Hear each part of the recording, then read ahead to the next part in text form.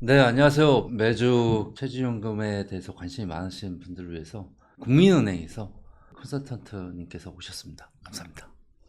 여러분들께서 많이 아시겠지만 국민은행은 우리나라 월급쟁이 또 일반적인 가게 또 일반적인 정말 뭐라 해야 될까요? 집에서 일하시는 가정주부 모든 분들이 다 국민은행 고객분들이시잖아요. 고객에 항상 가까이 네, 있는 그쵸. 예. 금융기관입니다. 예. 모든 고민들을 다 접하시는 분이에요. 네. 그러니까 하나부터 열까지 모든 고민들을 다 접하시고 그걸 또 어떻게 한번 해결해 줄까? 네. 오늘 오시는 장진희 컨설턴트님이 말씀하시는 거를 잘 새겨 드시면 아마 바로 여러분이 듣는 그 고민을 바로 얘기를 해 주실 겁니다. 가볍게 한번 네. 자기소개 부탁드리겠습니다. 네, 안녕하세요. 국민은행 연금사업본부의 장지인이 연금 컨설턴트입니다. 오늘 초대해 주셔서 감사합니다. 예, 장진희 컨설턴트님께서 자기소개 감사하고요. 오늘 일단은 우리가 저희 뉴스빔 KYTV에서 그동안에 한 두세 달 동안에 퇴직연금과 관련해서 많은 이야기를 했습니다. 퇴직연금에는 크게 세 가지 있잖아요. DB, DC, DC, IRP. IRP가 세 가지 있잖아요. 근데 월급쟁이한테는 뭐가 제일 필요할까요? 회사에서 DB 제도를 운영하고 있더라도 DC로 전환하는 기회가 점점 많아지고 있습니다. 그래서 DC 퇴직연금은 지금 당장이 아니더라도 꼭 알아둬야 할 퇴직연금 제도입니다. 그래서 오늘 내가 알고 있던 것을 그때도 알았더라면 이런 후회가 남지 않도록 퇴직연금 DC 제도에 대해서 샅샅이 훑어보고 가겠습니다. 네, 맞습니다.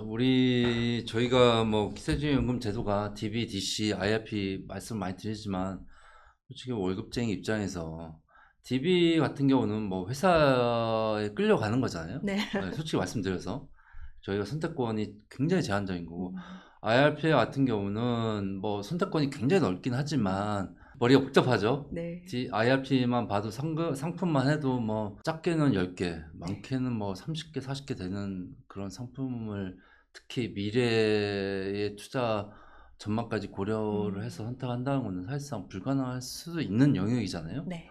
그래서 현실적으로 가장 안정적으로 음. 그리고 가장 현실적으로 자기의 퇴직연금을 안정적으로 관리하고 수익률을 극대화할 수 있는 거는 제 생각에도 DC형인 것 네. 같거든요. 그래서 오늘 특히 국민연금에서 DC형을 설명을 해주신다고 하니까 굉장히 정보의 가치나 신뢰성이나 이런 게 많이 있는 것 같습니다. 일단 네. 그래서 국민연금에서 DC형을 말씀해 주신다니까 굉장히 저도 개인적으로 관심이 많이 가거든요. 네. 일단 그래서 처음으로 일단 DC형으로 말씀드리는데 일단 기초적인 한번 스터디 한번 해보시죠. 예, 퇴직연금 통계가 어떨지. 네. 제가 오늘 네. 말씀드리고 싶은 것은 퇴직연금 제도 중에 DC 퇴직연금 제도인데요. 우리가 DC 퇴직연금을 점검하기 위해서는 우리가 뭔가를 계획하고 추진할 때는 현재 상황을 먼저 판단하고 계획을 추진하는 게 중요하지 않습니까? 네. 그래서 퇴직연금 전반적인 시장 동향이나 통계에 대해서 한번 짚어보고 가겠습니다. 네. 일단 전반적인 거를 한번 우리가 스터디 하시죠. 왜냐면 스터디를 왜 하냐면 보통 사람들은 스터디를 굉장히 가볍게 여기시더라고요. 근데 이걸 그렇게 생각하시면 돼요. 제가 과장이에요. 네. 비교하겠습니다. 국민은행 과장이라 한 네. 15년 차? 15년 차면 국민은행 과장이 되겠죠? 네, 예, 그럼요. 예. 제가 국민은행 15년 차 입사고 전 과장이고 가령 제가 여의도 지점에 있는 과장이고 저랑 동기인 친구가 호남에 좀 이거 지역 감정은 좀 그렇게 한데 호남에 있는 과장이라고 치고요. 네. 근데 둘 다 똑같이 15년 근무를 했는데 네. 그동안 쌓아온 연금 자산이 예, 예. 어차피 퇴직 DC형이든 DB형이든 네. 회사에서 적립해준 건 똑같잖아요. 네. 그건 똑같은데 근데 이상하게 저 친구랑 나랑 과연 저 친구가 예를 들어서 저는 5천만 원인데 5천만 원이 될지 안 될지 모르겠습니다. 예. 근데 저 같은 입사 동기인데 입행 동기인데 저 친구는 8천이 돼 있다. 네. 이제 과장인데 벌써 금액은 3천이니까 열심히 일하면 3천 메꾸겠지 하겠지만 달리 수익률을 따져보면 3천이면 얼마일까요? 한 한 70% 차이가 있죠. 그러면 엄청난 자괴감이 들지 않을까요? 네.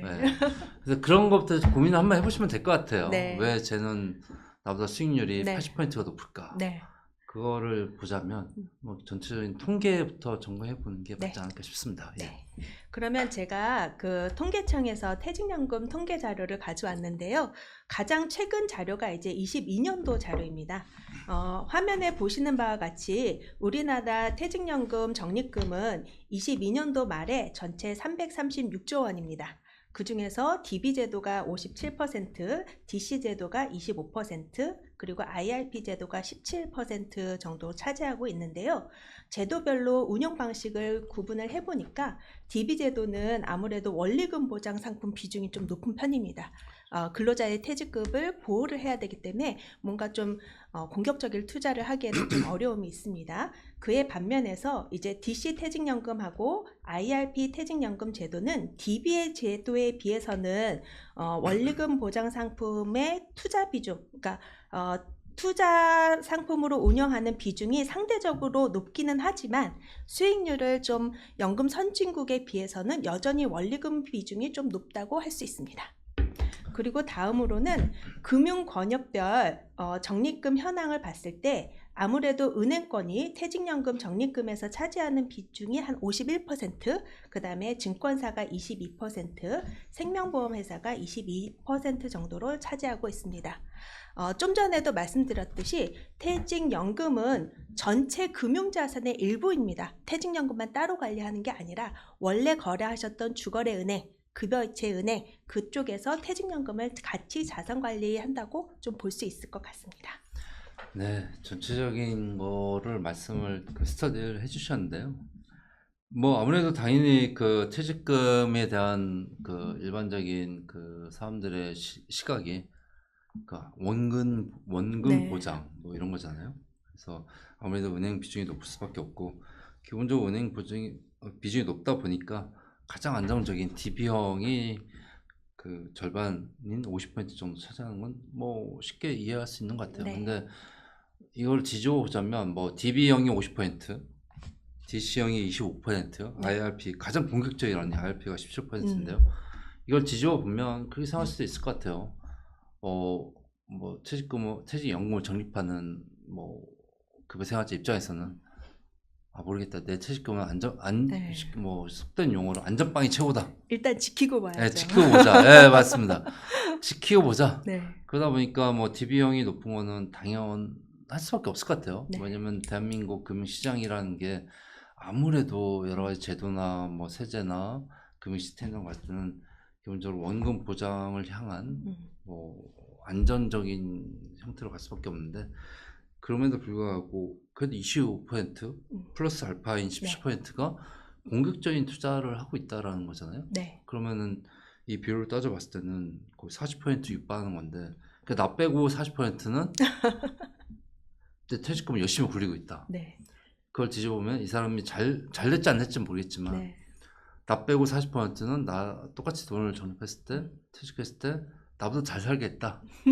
네. 네. 뭐 너무 노골적인 얘기일 수도 있지만 네. 이게 어찌됐든 유튜브 시장이잖아요. 네. 그러니까 그렇게 비교할 수 있을 것 같습니다. 네. 그래서 일단 뭐 컨설턴트님께서 이렇게 잘 설명해 주셨고요. 이게 현실입니다. 네. 그렇다면 그 다음에 그럼 우리는 어떻게 될까? 네, 제가 이 퇴직연금 시장 자료를 가져온 이유는 두 번째 통계 자료에서 보시면 좋을 것 같습니다. 두 번째 통계 자료는 금융감독원에 있는 파인에서 통계 자료를 가져왔는데요. 제도별로 계약 건수가 어떻게 변화하고 있는지를 보여주고 있습니다. 제가 빨간 박스로 체크를 한 DC 퇴직연금 계약 건수는 2015년 말 대비해서 거의 2배 이상이 증가를 했습니다. 그러니까 전체 시장에서 차지하는 비중은 여전히 DB가 많지만 증가세는 DC 퇴직연금이 많이 증가를 하고 있다. 네. 네. 진행자님, 네. 퇴직연금 DC 제도가 왜 이렇게 갑자기 많이 증가하고 있을까요? 아무래도 저는 그렇게 생각합니다. 아무래도 그 현실적인 이유에서 그 자산 증대에 대한 기회나 가능성 이런 네. 거 측면에서 많은 기대감이 꺾였고 네. 게다가 그러다 보니까 아무래도 공격적인 트렌드로 갈 수밖에 없고 그러다 보니까 DC형으로 갈 수밖에 없는 상황인 것 같기도 하고요. 네. 한편으로는 기업 법적인 측면에서 음. 기업들이 DB형보다는 DC형으로 좀 맞습니다. 바뀌는 형태도 있을 수 같고요. 네. 이게 아무래도 어떤 비즈니스 측면에서 그런 형태가 들어가기 때문에 그럴 네. 거라고 예상합니다. 예. 자세한 설명 부탁드리겠습니다. 예. 제가 그 근로자 설명회를 다니는데요. 경험적으로 좀 말씀을 드리자면 요새 젊은 세대들은 한 직장에서 오래 근무하는 것보다는 내 커리어나 업무 경력을 늘리기 위해서 좋은 직장을 이동하는 수단이 많습니다.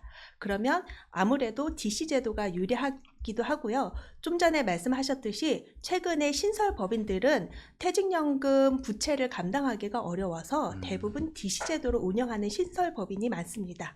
그리고 한 30대, 40대로 넘어가면 퇴직연금 DB 제도에는 중도 인출 제도가 없습니다. 목돈을 인출할 수가 없는데 무주택자가 구입하거나 임차 보증금을 필요로 할 때에는 DB 제도에서 DC 제도로 전환을 통해서 목돈 인출이 가능합니다. 그래서 그런 수혜가 좀 있기도 하고요.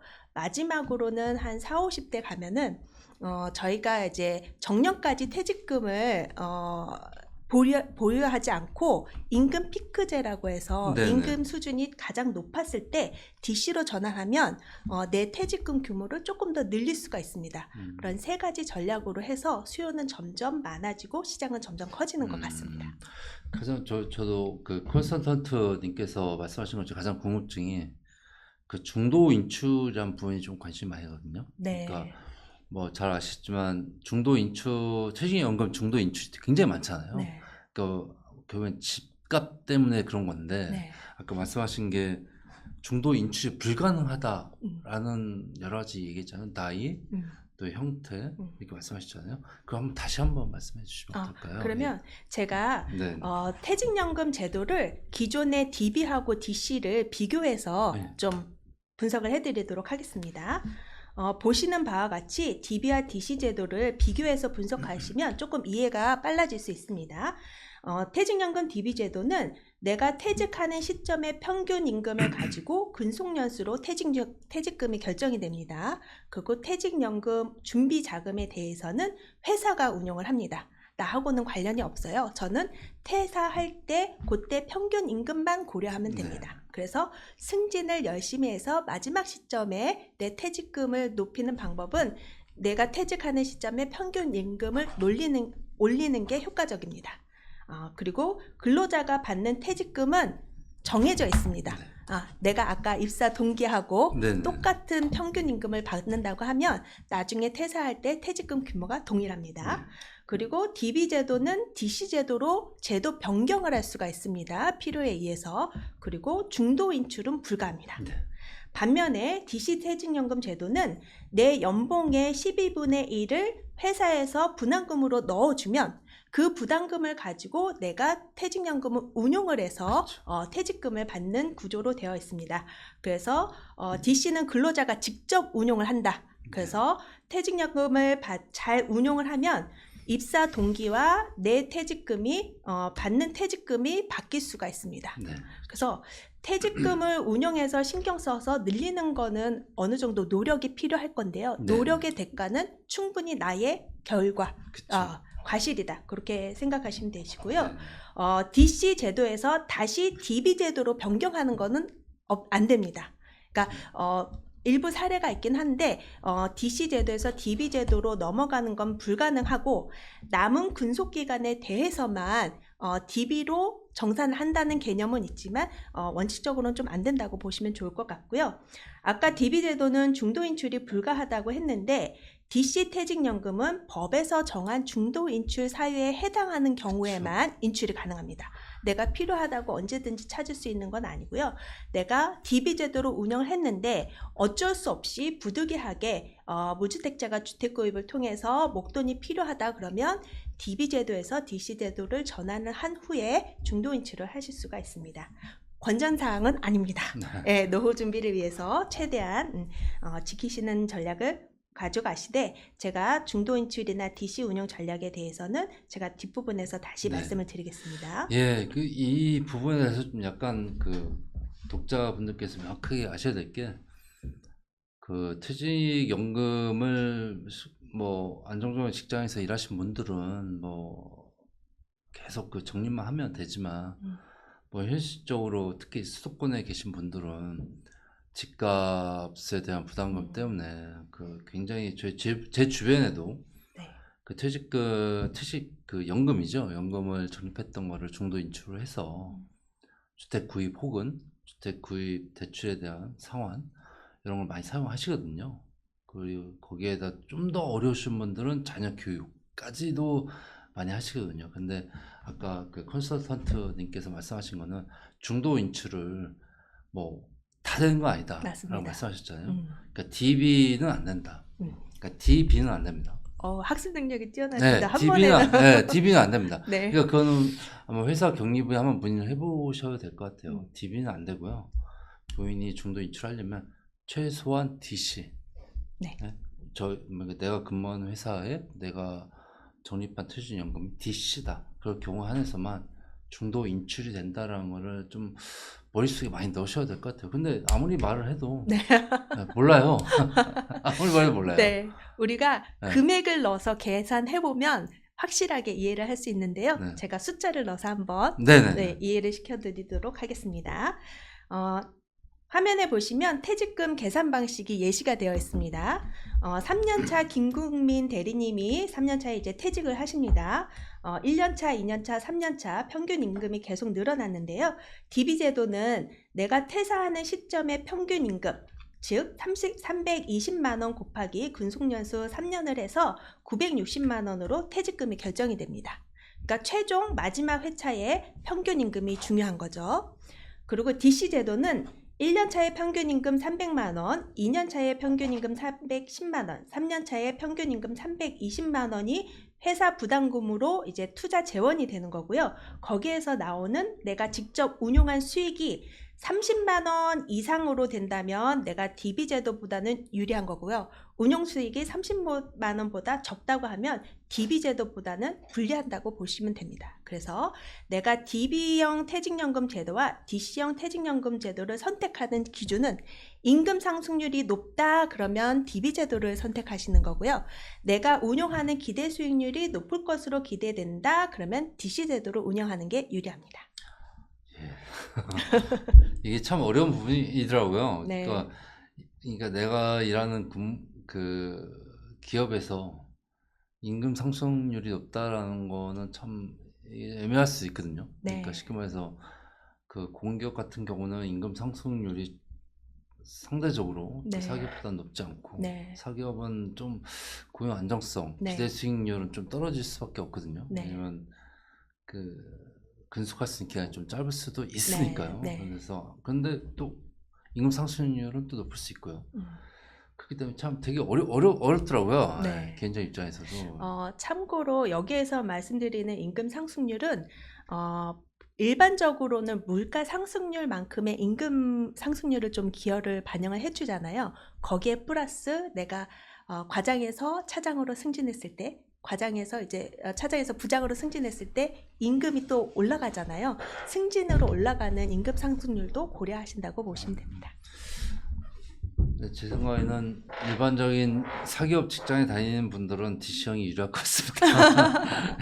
이게 왜냐면 뭐 쉽게 말해서 여기 시청자분들은 뭐 국민은행 직접 찾아가서 아마 이 월급 받고 있는 월급쟁이 분들은 국민은행 지점이 근처에 있으니까 한번 찾아가서 상담을 받아보시면 네. 아마 친절하고 그리고 자세하게 그리고 구체적으로 납득 가능하게 네. 이해 가능하게 또 설득 가능하게 말씀을 많이 해주실 것 같거든요. 네, 말씀하신 거 들어보면은 일반적인 직장인이라면 또 향후 직장을 오래 다니실 분이라면 DC형이 유리하다라고 말씀을 하시는 게 맞겠죠? 예, 어려운 부분이어서 네, 이게 참 어려운 부분이어서 대부분 이제 호봉제로 하는 네. 피라미드 구조의 회사 구조는 아무래도 DB가 유리할 거고요. 그렇죠. 내가 전문직으로 해서 이동이 잦다. 그러면 DC형 아니면 이제 연봉제, 성과제로 한다. 그러면 DC 제도가 조금 더 유리할 것 같습니다. 예, 뭐 일단 그냥 계속 다닐 거면 DB형으로 하라는 근데 참 이거 어렵습니다. 네. 예, DB하고 DC는 예, 직장이라는 게 요즘 같은 세상은 좀 많이 달라지고 또 투자 수익이라는 거는 너무나 이게 변차가 많아서 네. 왜냐면은 저희가 그 가령 최근 5년만 비춰봐도 네. 투자 수익률이 굉장히 많이 편차가 심하잖아요. 네, 맞습니다. 예, 코로나 그 팬데믹 현상을 음. 거치면서 음. 그 뭐 다양한 금리 급격한 금리 음. 인상 그리고 원자재 값에 따른 급격한 인상 네. 또 그거에 따른 자산 가치 증대 이거에 따른 투자 수익률의 어떠한 그 극대화 이런 것도 있었지만 한편으로는 그 자산 가치 하락 네. 뭐 이런 것들 경험을 해봤기 때문에 뭐 고민을 많이 해보셔야 될 것 같습니다. 근데 오늘 그 컨설턴트님께서는 그래도 DB형은 어쨌든 수동적인 형태의 운용이기 때문에 아무래도 적극적인 형태의 운용은 뭐 반드시 또 이렇게 적극적인 그 투자 행태는 또 수익률의 극대화로 네. 오잖아요. 그래서 오늘 그 DC형을 말씀드리는 일단은 뭐 DC형에서 유리한 측면에서 말씀을 많이 드리겠습니다. 일단 다음에서 네. 예 오늘 뭐 월급쟁이 아까 말씀을 드렸습니다. 네. 그래서 네. 기존에 내가 DB 퇴직연금 제도를 운영하고 있다 하더라도 내가 언제 DC 제도를 활용할 수 있는 기회가 계속 빈번하게 늘어나고 있고요. 그리고 DC 퇴직연금 제도는 우리가 익히 이미 세액공제를 운영하고 있는 IRP의 운영 방법하고 동일합니다. 그래서 제가 오늘 드리는 내용을 IRP에도 적용을 할 수가 있으니까요. 요런 게 있었지 했을 때 제가 나중에 필요할 때 한 번 더 찾아보시면 이 말이 그 말이었구나 한 번 더 쉽게 이해할 수 있으실 것 같습니다. 네, 뭐 적극적인 오늘 투자 설명을 할 건데요. DC 형태가 IRP까지 이어질 수 있다 하니까 다시 한번 들어보죠. 일단 그러면 뭐 처음에 DC형으로 아까 네. 말씀하신 것처럼 DC로 하실 건 그러면 처음에 어떻게 그러면 네. 접근을 해야 될까요? 네. 그래서 DC 제도가 많이 확산이 되고 활용 방법이 많아지고 있는데 DC 퇴직연금 제도에 대해서 오늘 좀 구체적으로 실용적인 방안으로 해서 좀 설명을 드리겠습니다. 네. 다음 페이지에 보시면 퇴직연금 DC 제도 전환 확인이라고 되어 있습니다. 기존에 내가 퇴직연금 제도 DB를 운용하고 있다 하더라도 임금 피크 제도는 누구나 한 번쯤 경험해 보실 수 있는 제도고요. 그 다음에 아까 DB에서 DC로 제도 전환을 해야지만 법정 중도 인출 사유로 해서 목돈을 좀 활용할 수 있다. 그 부분을 하나 설명해 드렸고 그리고 요즘은 이제 파이어족이라고 들어보셨죠. 예, 경제적 자립을 통해서 은퇴 시기를 빨리 추구하는 사람들한테는 내 퇴직금을 적극적으로 운용을 해서 자산을 늘리고자 하는 니즈가 있습니다. 그래서 총 이렇게 세 가지로 퇴직연금 전환을 이렇게 활용을 해보실 수 있을 것 같습니다. 그래서 보시면 퇴직연금 임금피크 제도는 내가 지금까지 쌓았던 퇴직금을 어느 시점에 한꺼번에 정산을 해서 목돈을 주기 때문에 퇴직금을 정산하는 방법하고 같습니다. 그래서 내 평균 임금 수준이 높았을 때 임금 피크제가 아니더라도 DC 전환을 하시면 나의 퇴직금을 조금 늘리는 운용 전략을 활용하실 수가 있고요. 아까 DC에서만 법정의 사유에 해당하는 중도 인출이 가능하다고 말씀을 드렸는데요. 그 법정 중도 인출에서 가장 많이 활용하는 방법이 무주택자가 주택을 구입하거나 무주택자가 임차보증금을 늘리기 위해서 필요한 경우에 증빙서류를 제출하시면 목돈 활용을 하실 수가 있습니다. 좀 전에 말씀드렸듯이 나는 이미 주택 구입을 위해서 대출을 사용하고 있는데 그 대출을 상환하기 위한 자금은 적합하지 않습니다. 주택 구입용이 이미 끝났기 때문입니다. 그래서 그런 법정 사유를 좀 이렇게 가까운 영업점의 직원과 잘 상담을 해서 대상이 되는지 안 되는지를 검토해 보시면 좋을 것 같습니다. 그리고 MZ세대처럼 적극적인 퇴직금 자산 증식을 추구하시는 분은 우리 회사의 임금 상승률, 조금 전에 말씀드렸던 승진 기대까지 포함해서 그것보다 높은 수익률의 투자처가 있다. 그런 수익률을 기대할 수 있는 내가 투자 경험이 많다. 그때 DC 전환을 활용하시면 좋을 것 같습니다.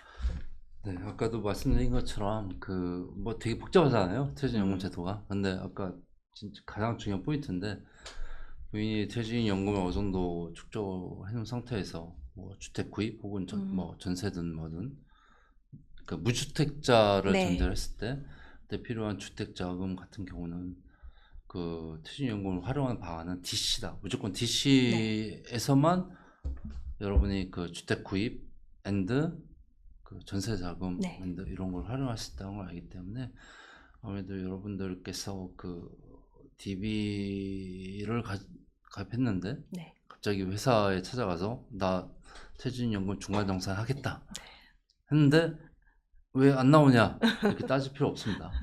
그것은 제도의 문제이지 그 회사의 문제가 아닙니다. 네. 그래서 찾아가서 안 되면 그 요청을 해서 DC로 한 전환하라는 다음에 말씀이신 네, 거죠? 한 다음에 네. 중도 인출을 신청하셔야지. 그러면 네, 가령 맞습니다. 그런 경우가 있잖아요. 가령 오늘이 5월 16일인데 네. 제가 서류를 막 작성을 했어요. 네. 중도 인출 퇴직금. 근데 회사를 알고 서류를 냈더니 DB예요? 네. 그럼 당연히 안 낸다고 맞습니다. 하겠죠? 맞습니다.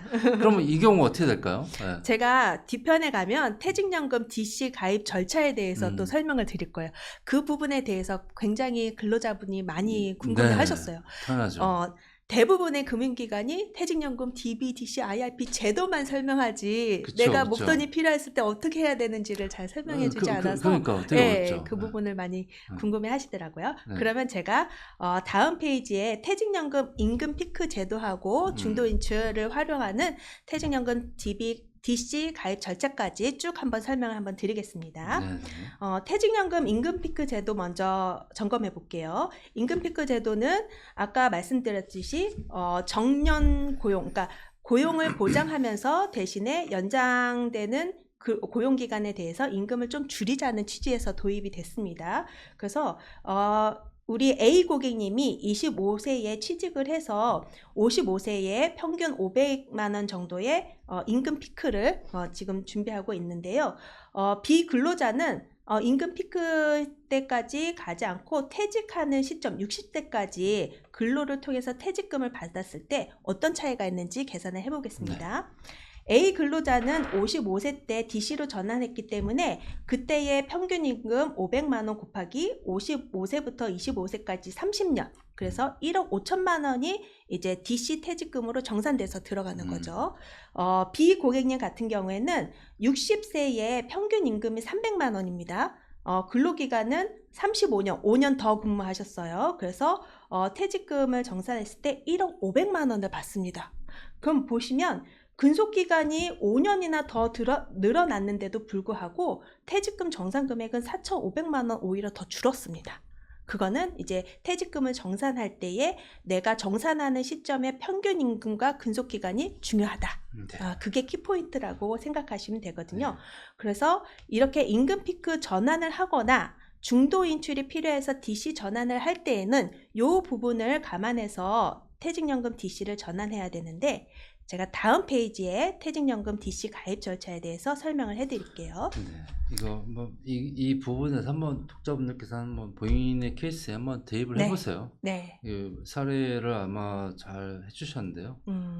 네, 평균 연봉이 500만 원, 급여죠. 급여가 500만 원, 그리고 300만 원, 네. 그리고 근속 연수 이런 거 했으니까 한번 본인 한번 계산기를 한번 두들겨 보시는 게 가장 중요할 것 같습니다. 그래서 이렇게 결과가 나온다. 이거 대신 금융기관이 국민은행에서 이렇게 계산을 해준 거니까 굳이 머리 아프게 생각할 필요 없고 이렇게 되면 이 정도가 그 나중에 퇴직금 근속 기간에 따라서 이 정도 나온다. 그리고 차이 이 정도 벌어진다. 이런 게 나오니까 여기서 세 가지 컨셉이 급여, 근속 연수, 그다음에 퇴직 그 나이 이렇게 하니까 결과물 이렇게 세 가지 포인트가 있으니까 잘 생각해 보시고요. 네. 고민해 보세요. 그 다음에 그 일단은 이렇게 해서 DC형으로 우리가 한번 가야 되는데 어떻게 뭐 가야 될까요? 어떻게? 네. 보시는 바와 같이 퇴직연금 DC형을 가입하려면 기업, 금융기관, 근로자 세 분이 같이 움직이셔야 됩니다. 그래서 기업에서는 먼저 DC형 제도 전환 신청을 이제 사내 게시판에 이제 공지를 합니다.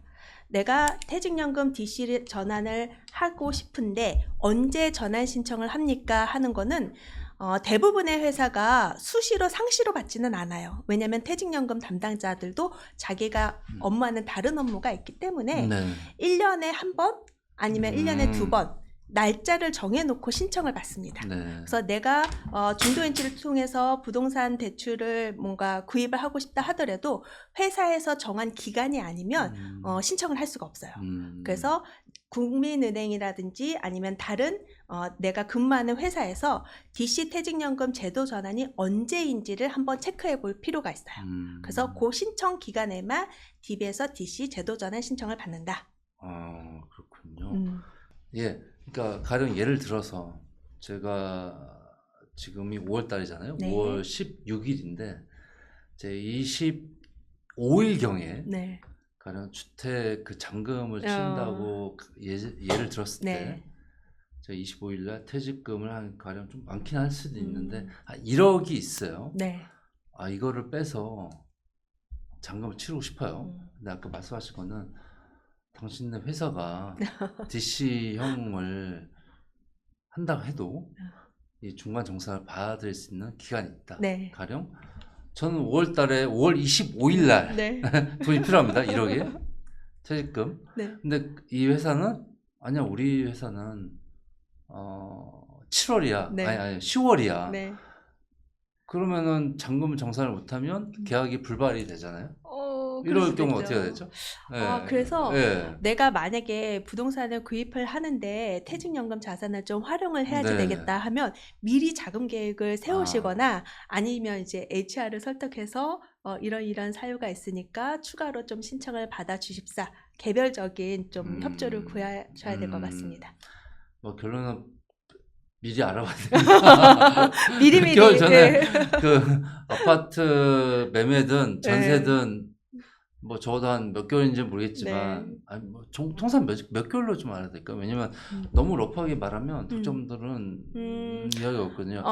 통상은 네. 1년에 한 번 내지 네. 1년에 2번 정도가 보편적이고요.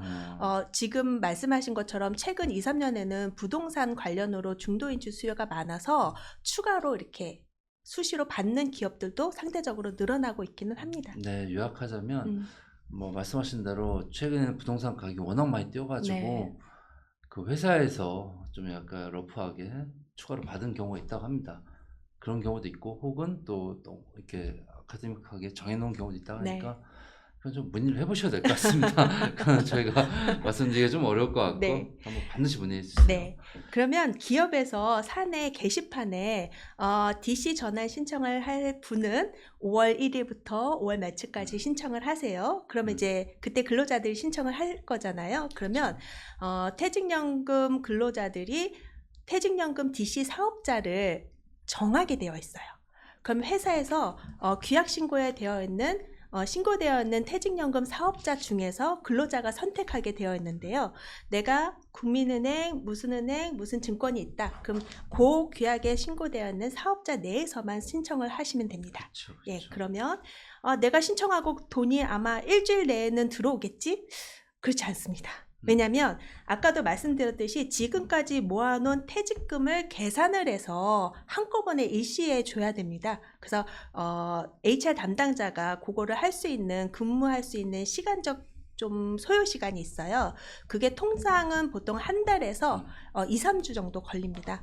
그러면 신청 기간에 근로자들이 신청한 퇴직연금 사업자 금융기관을 이렇게 취합을 해서 국민은행은 A, B, C 어디 금융기관은 C, D, E, F 이렇게 해서 근로자 명부를 줍니다. 금융기관에. 그럼 근로자 명부가 금융기관에 이렇게 등록되는 순간 그때 나의 퇴직연금 DC 계좌가 신규로 만들어진다. 그렇게 보시면 돼요.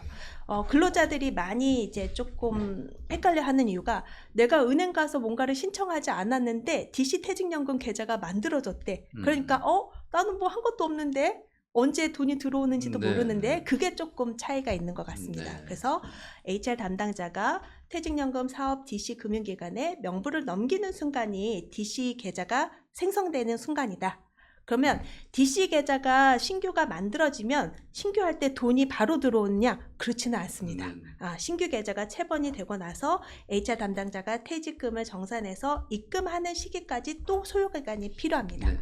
그래서 그 기간 동안 근로자들은 내가 선택한 금융기관에 가서 내가 이번에 DC 전환을 했는데 어떻게 운영을 하고 싶어요. 아니면 추가적인 뭐 제도 설명이나 이런 거에 대해서 이제 문의를 할 거예요. 그러면은 금융기관에서 그런 거에 대해서 운용 지시 방법, 디폴트 옵션 상품 지정 방법, 퇴직연금 사업자가 지원하는 부가 서비스에 대해서 이렇게 설명을 드린 다음에 실질적으로 부담금이 회사에서 돈이 들어오면 들어온 후에 이제 원리금 보장 상품이라든지 투자 상품이라든지 직접 운영을 하실 수가 있는 겁니다. 네.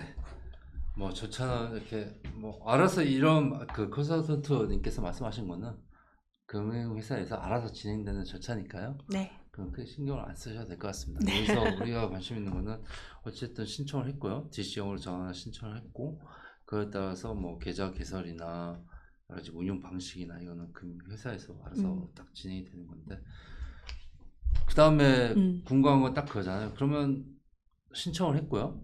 자금이 들어와서 그쵸, 자금도 들어왔고요. 어떻게 운영할 거냐. 네, 그쵸. 어떻게 운영할 거냐. 이런 단계잖아요. 그렇죠. 내가 회사에서 저는 DC형으로 네. 그러니까 예를 들게요. 저희 회사는 내가 일하는 회사는 DB형이었어요. 근데 제가 주택 자금 운용이든 아니 혹은 적극적인 퇴직금 운용이든 해서 DC형으로 전환 신청을 했어요. 그 다음에 뭐 계좌 개설도 됐고 그래서 돈도 또 DC 계좌로 자동으로 개설돼서 들어갔고 그 다음에는 딱 그거잖아요. 돈을 빼든 아니면 운용을 하든 둘 중 하나잖아요. 맞습니다. 이 다음부터 빼는 거는 상관이 없죠. 뭐 그거는 돈 찾아갔으니까. 빼는 거는 네. 법정에서 정한 그쵸. 중도인출 사용만 해당이 되고 그쵸. 내가 뺄 수 있는 건 나중에 퇴사할 때. 그쵸. 그 전에는 계속 운영을 하셔야죠. 그거는 뭐 정해져 있는 거니까. 근데 저희가 궁금한 거는 빼는 건 뭐 그런 사유 때문에 빼는 거고 근데 저희가 궁금한 그거잖아요. 이제부터 DC를 전환했으니 어떻게 운영할까? 맞습니다. 이런 그게 거잖아요. 중요합니다. 그게 제일 중요한 거잖아요. 네. 어떻게 운영해야 될까요? 네. 그래서 제가 운영하는 구체적인 방법에 대해서 좀 설명해 드리려고 합니다. 먼저 퇴직연금 운용 방법에 대해서 설명을 드리자면요. 퇴직연금은 다른 운용자산하고는 조금 차이가 있습니다. 근로자 퇴직급여 보장법에 이렇게 운용 방법이라든지 감독 규정에 좀 제한사항이 있습니다. 취지는 이 퇴직연금은 내가 소득이 줄어들었을 때 나를 보호할 수 있는 안전장치잖아요. 그래서 다른 자산보다는 조금 더 이제 보수적으로 변동성을 줄이라는 취지인 것 같은데요. 보시는 바와 같이 퇴직연금에서 운용할 수 있는 방법은 100% 운용할 수 있는 금융상품과 최대 70%까지 운용할 수 있는 운용 방법, 그리고 아예 운용이 불가한 운용 방법이 있습니다.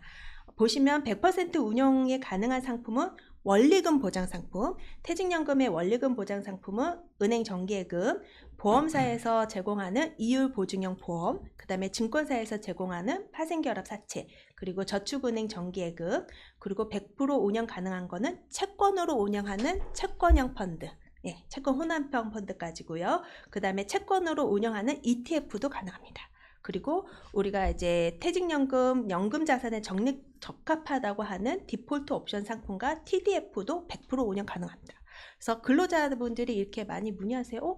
디폴트 옵션에도 주식 비중이 많은데 왜 100% 운영 가능해? 분산이 되어서 위험을 낮춘 운영 방법이라고 인식하기 때문에 그렇습니다. 반면에 70%까지 최대 운용이 가능한 상품은 주식형 펀드, 주식 혼합형 펀드, 그리고 국내 상장 ETF입니다. 그래서 최대한 위험 자산은 70%까지만 담아서 운영을 해라. 이런 취지고요. 반면에 이제 아예 운영을 할 수 없는 상품은 내가 주식시장에 올라갔을 때 2배로 움직이는 레버리지 펀드, 그리고 반대로 움직이는 인버스 펀드, 그리고 해외 상장 ETF, 개별 주식, 그리고 투자 부적격 등급의 채권입니다. 그러니까 조금 변동성이 크고 위험한 거는 조심해, 웬만하면 하지마, 이런 취지가 담아있다고 볼 수 있습니다. 네, 여기서 말씀해주신 퇴직연금 운용 방법에서 기준점은 그런 것 같아요. 예를 들어서 내 퇴직연금의 자산 누적액이 예를 들어서 1억이다. 그러니까 쉽게 말씀드린 겁니다. 1억이라 해서 누구는 뭐 1억인데 나는 5천밖에 안 되는데 뭐 너무 이렇게 격이 큰 거 네. 아니냐 말씀드릴 수 있을 것 네. 같은데 근데 예를 들어서 말씀드린 거예요. 쉽게 해서 1억을 기준으로 했을 때 누적 퇴직연금 적립액이 네. 100% 운용을 하면 1억 전체를 운용할 수 있다라는 말씀이신 거잖아요. 네, 1억 전체를 자산을 그렇죠. 운용하셔야죠. 근데 1억 전체를 운용할 수 있는 거는 정기예금 당연하겠죠. 네. 정기예금. 그다음에 이율 보정 보험 당연하겠죠. 보험사에서 만든 이율 보정 상품이기 때문에. 그다음에 ELB나 뭐 저축은행 상품도 어쨌든 그 원금 보장이 되기 때문에 네. 당연한 거고 ETF도 뭐 지수 추종이니까 그거 당연한 거고요. TDF도 마찬가지고요. 여기까지는 내 재산의 1억을 지시할 수 있다는 네, 거죠. 맞습니다. 네, 근데 여기서 보면 70% 운용. 요거는 맥스가 70%인 거죠. 맞습니다. 그럼 예를 들면 내 자산 1억 중에 7천만 원까지만 내가 이렇게 네. 콕 집어서 네. 지적할 수 있다. 그래서 콕 집어서 지적할 수 있는 상품이 주식형, 주식 혼합형, 네. 그리고 국내 상장 ETF인데요. 네. 가령 예를 들어 주식형이다. 주식형 펀드라면 7천만 원만 뭐 주식형 상품이 많이 있을 거니까 네. 주식형 펀드에 7천만 원만 담아달라. 뭐 이런 얘기로 이해하시면 될 것 같습니다. 네. 그 운용 불가는 딱 그겁니다. 네, 1억에 뭐 이건 운용 불가니까 아예 아마 그 애플리케이션을 오픈해도 아마 이 상품은 뜨지도 않을 것 같아요. 네. 맞습니다. 네, 아예 나오지도 않을 것 네. 같아요. 그 본인의 그 국민은행 어플리케이션을 오픈했을 때 아마 퇴직연금 사이트 그 항목에 아마 이 상품은 뜨지도 않을 것 같습니다. 레버리지 펀드. 레버리지는 어쨌든 빚을 내서 하는 거잖아요. 네. 빚 내면 아마 2배를 벌 수 있지만 2배를 잃을 수 있는 맞습니다. 거니까. 그런 건 뭐 아예 불가능하다라는 건 뭐 당연한 건 얘기일 수도 있을 것 같아요. 네. 한번 이렇게 쉽게 이해하시고 접근하시면 될 것 같습니다. 네. 그다음에 이런 식으로 크게 그림이 그려졌고요. 이러면 그다음에 우리가 포트폴리오를 어떻게 짜야 될까요? 네. 그래서 이 부분이 이제 가장 중요하다고 볼 수 있는데요. 퇴직연금의 운용 방법 선택입니다. 퇴직연금을 운용을 하려면 나는 시장금리에 만족하는 안전한 투자를 희망한다. 그러면 좀 전에 100% 운영이 가능한 원리금 보장 상품으로 운영을 하시면 되고요. 두 번째로 나는 위험과 변동을 고려한 자산 배분형. 그러니까 적당한 위험에 적당한 수익률을 추구한다. 그러면은 은퇴 시기에 맞춰서 자산 배분이 조정되는 TDF를 선택하시거나 투자 성향별 적합한 디폴트 옵션 상품을 선택하시면 됩니다.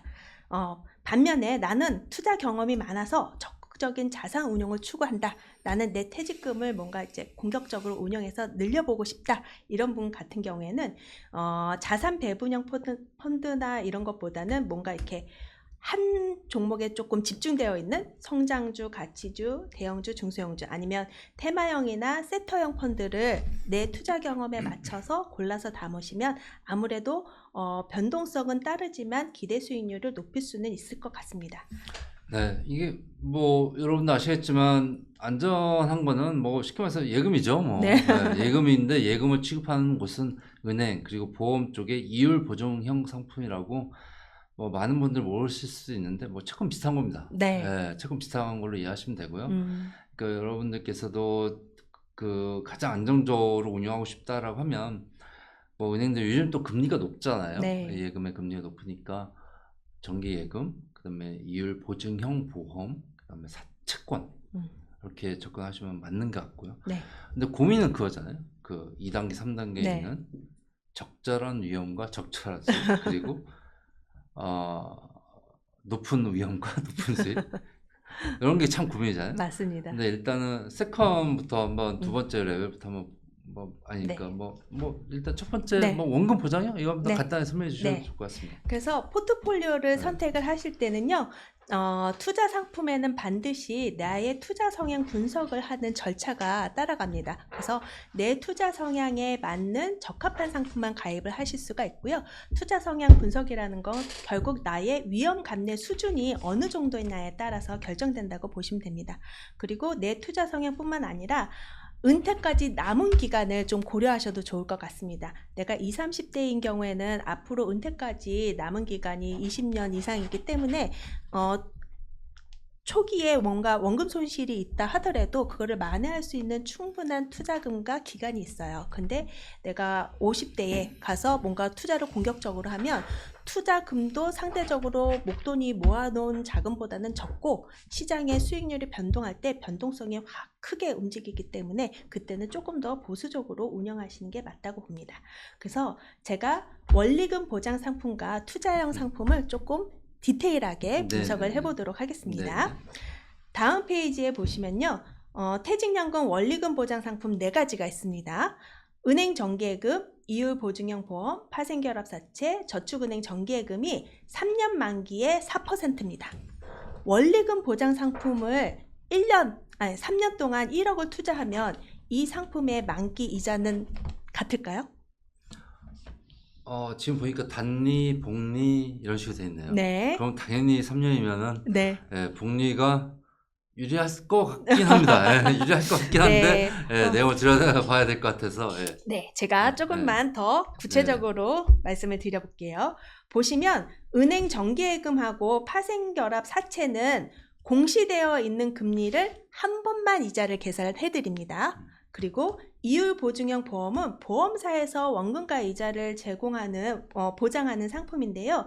이율 보증형 상품은 공시금리를 1년에 한 번씩 복리를 해드립니다. 그러니까 원금과 이자를 합쳐서 다시 이자에 이자를 드리는 게 복리 개념이잖아요. 반면에 저축은행 정기예금은 공시금리를 월복리를 합니다. 매달 복리를 해드리기 때문에 좀 전에 공시 이율이 같다 하더라도 만기에 수령하는 이자 실수령 금액이 차이가 날 수 있습니다. 그럼 여기서 퀴즈를 하나 더 내드려 볼게요. 그러면 저축은행이 이자가 제일 높으니까 꼭 저축은행을 선택해야 할까요? 그렇지는 않겠죠. 왜냐면은 금리 계산 기간이 다르잖아요. 그런 것도 있고 그럴 수도 있고요. 네, 그럴 수도 있고 뭐 여러 가지 변수들이 너무 많아가지고 어려울 것 같습니다. 네, 제가 한 단계 더 업그레이드를 해보겠습니다. 다음 페이지를 보면 보시는 바와 같이 퇴직연금의 원리금 보장 상품은 퇴직연금 사업자가 보장하는 게 아닙니다. 상품을 제공하는 금융기관이 원금과 이자를 보장을 하는데요. 보시는 바와 같이 은행 정기예금은 신용등급이 좀 높은 편에 속해 있고요. 이율 보증형 보험은 은행보다는 여리하지만 그래도 다른 금융기관보다는 좀 높은 편입니다. 그리고 파생결합 사채도 보험사만큼 신용등급은 좀 우량한 편인데 상대적으로 저축은행 정기예금은 신용등급이 좀 낮은 편입니다. 이 신용등급은 부도율하고 연관이 되어 있다고 보시면 돼요. 그래서 장기 부도율을 보고 신용등급을 채정을 하는데 그럼에도 불구하고 저축은행 정기예금을 퇴직연금에서 운영할 수 있는 방법은 예금자 보호 대상이기 때문입니다. 예금자 보호 대상이라는 건 금융기관이 파산이 되더라도 원금과 이자를 합쳐서 5천만 원까지 보호하는 제도인데요. 그러면 내가 원리금 보장 상품을 선택하는 기준은 아까 공시이율이 같아도 저축은행 정기예금이 이자가 조금 더 높더라. 그리고 신용등급을 따져봐서 신용등급 대비 내가 받는 수익률이 적정한지를 살펴보셔야 되는데 신용등급이 낮다면 내가 원래 받는 금리보다 플러스 알파 금리를 더 받아야 되겠죠. 그리고 예금 보호 대상이 최종적으로 좀 안전장치가 있는지 그것 3가지를 보셔서 원리금 보장 상품을 선택하시면 좋을 것 같습니다. 네, 이게 원리금 여기 한번 독자분들께서 요 4가지 카테고리를 한번 고민해 보시고 여기서 원리금 보장 상품을 고르셔야 될 것 같습니다. 네. 너무 많이 그 바운드를 넓히시면 복잡할 수 있으니까 4가지 한번 고르시고요. 말씀하신 대로 이 금리와 신용 등급은 굉장히 중요하기 때문에 복잡하지만 또 중요하고 그런 거여서 뭐 좀 많이 좀 보셔야 될 것 같습니다. 판단하시고요. 그다음에 뭐 예금자 보호야 뭐 당연히 5천만 원까지 보호한다라고 하는 거니까 그래서 이렇게 판단을 하시면 될 것 같고요. 어쨌든 그 추천해 주신 상품들은 예금자 보호가 다 되는 거죠? 아까 파생결합 사채만 빼고는 그렇죠. 원리금 보장 상품으로 예금자 보호가 됩니다. 그거는 그 파생결합 사채 빼고 된다고 하니까 그건 좀 명확하게 아시고. 근데 이것도 말씀해 드려도 지점가면 또 모르시더라고요. 하여튼 일단 파생결합 사채. 파생결합 사채만 원리금 보장이 안 된다. 요거는 원리금 뭐 쉽게 말해서 원리금 보장 상품이라고 알고 아, 있지만 이거는 안 된다. 아닙니다. 그거 그러니까 어떤가요? 퇴직연금에서 네네. 원리금 보장 상품에 파생결합 사채도 포함이 됩니다. 네네, 그렇죠. 예, 원금과 이자를 증권사에서 보장하는 거죠. 그렇죠, 그렇죠. 근데 예금자 보호는 그렇죠. 포함이 되지는 않습니다. 그러니까 파생결합 사채를 운용을 선택하실 때는 금리만 보지 마시고 신용등급도 고려하셔서 가입을 하시면 좋을 것 같습니다. 그 ELB 흔히 말하는 ELB인데요. 그 ELB 같은 경우는 그 예금자 보호 대상이 아닙니다. 그 법에 그렇게 정해져 있거든요. 네. 근데 법에 ELB는 그 없어요. ELB는 법이 없어요. 그러니까 이거를 뭐 원금 보장한다 해서 당연한 거 아니냐, 나중에 가서 문제 네. 생길 때 지금 찾아가서 그거 네. 하셔도 소용없습니다. 이거 법에 없습니다.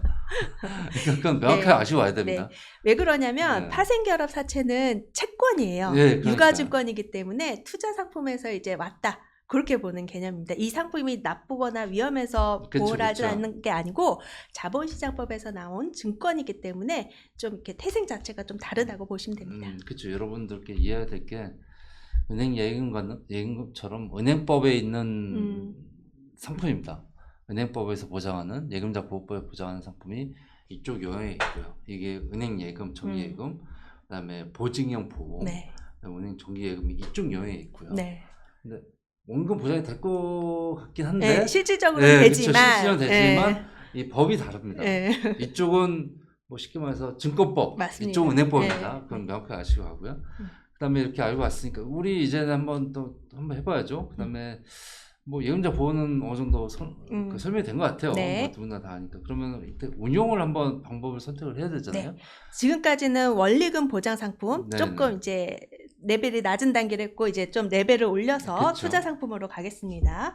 그러면 아까 포트폴리오를 선택할 때에는 투자 성향과 은퇴까지 남은 기간 그리고 지금 금융시장의 여건 그 다음에 기대 수익률과 변동성에 관련해서 포트폴리오를 짜야 되는데요. 그러면 우리가 투자 상품의 위험 등급을 한번 점검해 보도록 하겠습니다.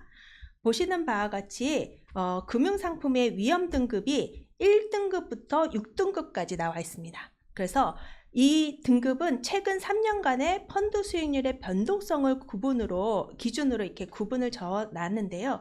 아까 투자 상품을 할 때는 투자 성향 분석이 필수라고 말씀드렸습니다. 그래서 투자 성향에 내 맞는 적합한 상품만 가입을 할 수가 있습니다. 그래서 우리가 투자 상품을 할 때에는 실과 바늘처럼 항상 따라오는 말이 있습니다. 투자 상품은 원금 손실이 발생할 수 있고 그렇죠. 최종 투자 판단의 책임은 투자자에게 그렇죠. 있습니다. 네, 맞습니다. 이 뜻은 좀 이렇게 알고 위험을 좀 고려해서 투자를 하라는 의미로 받아들이시면 좋을 것 같습니다. 네. 그럼 여기 보시는 바와 같이 1등급은 변동성이 25% 이상이고요. 4등급은 변동성이 5에서 10%, 6등급은 변동성이 0.5% 미만으로 되어 있습니다. 혹시 이 의미를 알고 계신가요? 이거를 아는 사람 별로 없을 것 같은데요. 네, 맞습니다. 네. 네, 이거를 아시려면 금융 자격증을 좀 네. 취득하셔야 됩니다. 네. 간단하게 가장 많이 보편적으로 가입하시는 보통 위험하고 다소 높은 위험에 대해서 좀 설명을 드리면 보통 위험의 변동성이 5에서 10%입니다. 내가 운용하는 펀드의 3년 평균 수익률이 한 10% 정도라고 가정을 해볼게요. 그러면 4등급의 그 위험 등급은 내가 평균 10%에서 플러스 마이너스 10% 차이로 벌어날 수 있다는 네, 뜻입니다. 그렇죠. 반면에 1등급은 내가 평균 수익률에서 위아래로 25% 이상 변동성을 움직일 수 있다. 그런 취지에서 말씀을 드리는데요. 이 변동성이 왜 중요한지를 제가 예시를 들어서 한번 설명을 드려볼게요. 기대 수익률과 변동성입니다. A 근로자님은 연평균 수익률이 15%인 펀드를 선택을 했는데 매년 수익률이 30%와 0%를 반복적으로 왔다 갔다 했습니다. B 근로자는 연평균 수익률은 동일한 15%의 펀드를 선택을 했는데 펀드 수익률이 60%에서 마이너스 30%를 반복하는 펀드에 가입을 하셨어요. 그러니까 변동성이 틀린 거죠. 그러면 이 두 분이 10년 후에 받게 되는 1천만 원을 투자했을 때 받게 되는 만기 상환금을 한번 확인해 보도록 할게요.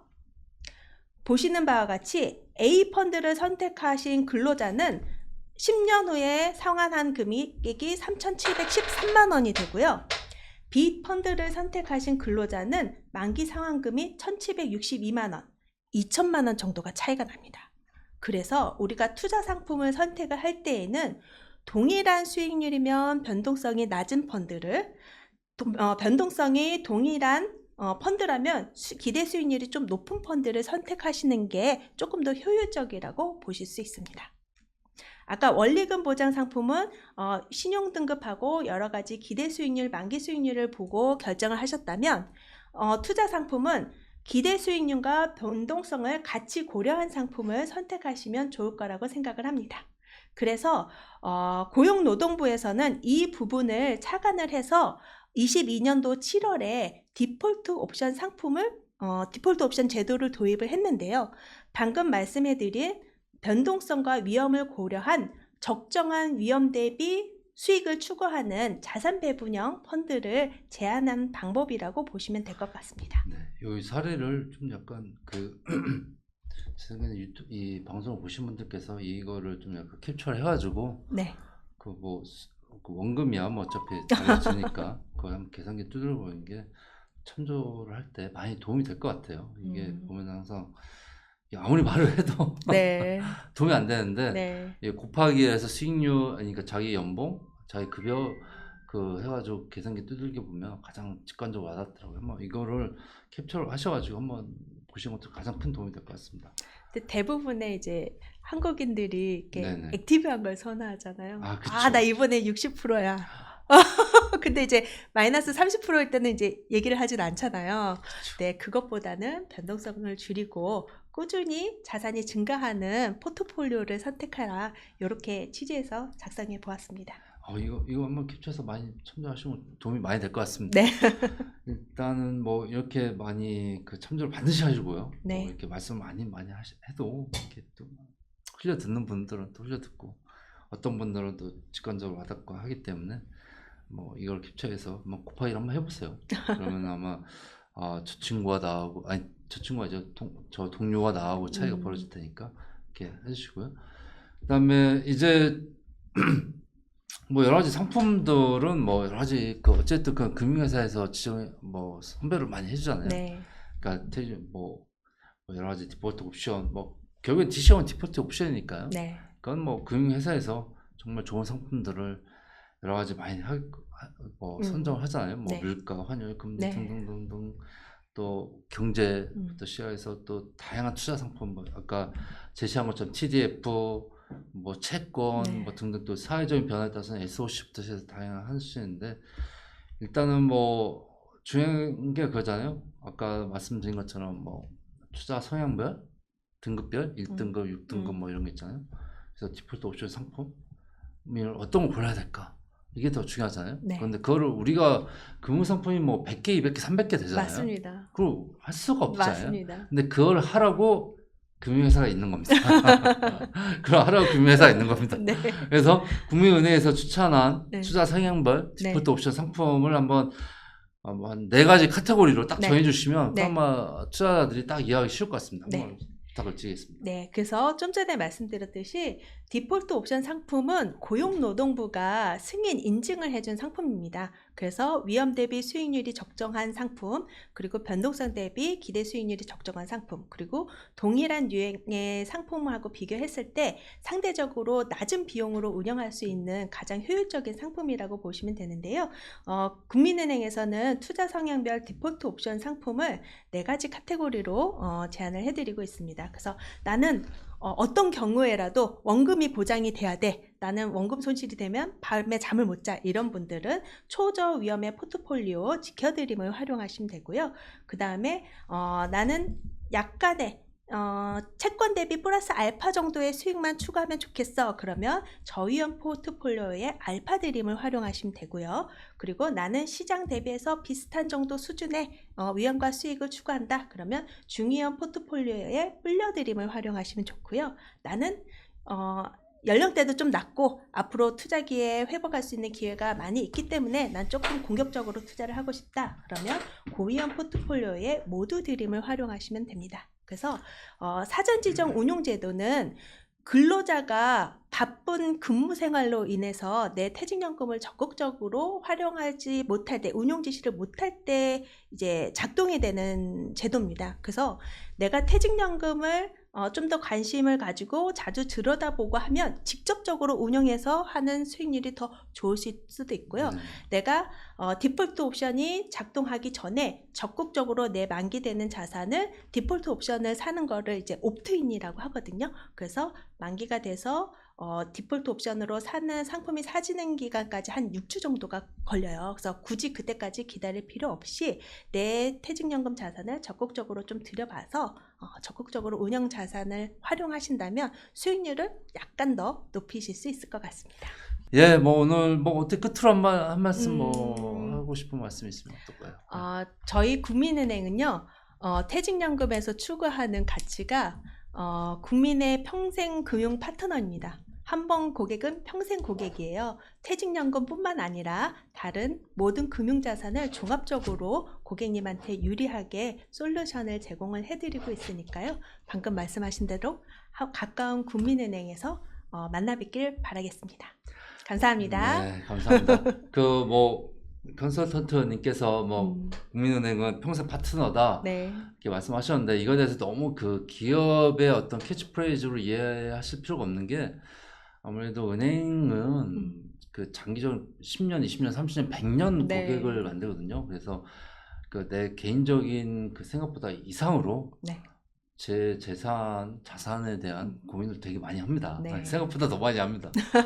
되게 그거에 대해서 그 거부감을 들 필요 전혀 없고요. 네. 찾아와서 계속 얘기하시면 됩니다. 계속 이래라 저래라 얘기하시면 됩니다. 네. 그러시면 답을 줄 겁니다. 뭐 당연한 권리이기 때문에 네. 금융 소비자로서 한번 찾아가시고요. 당장 내일에 한번 찾아가서 말씀해 주시면 내 퇴직 자산은 아마 남들보다 훨씬 더 2배, 3배가 될 수 있으니까 한번 고민을 열심히 한번 해보시기 바랍니다. 예, 오늘 뭐 말씀 감사합니다. 네, 초대해 주셔서 감사합니다. 네, 고맙습니다.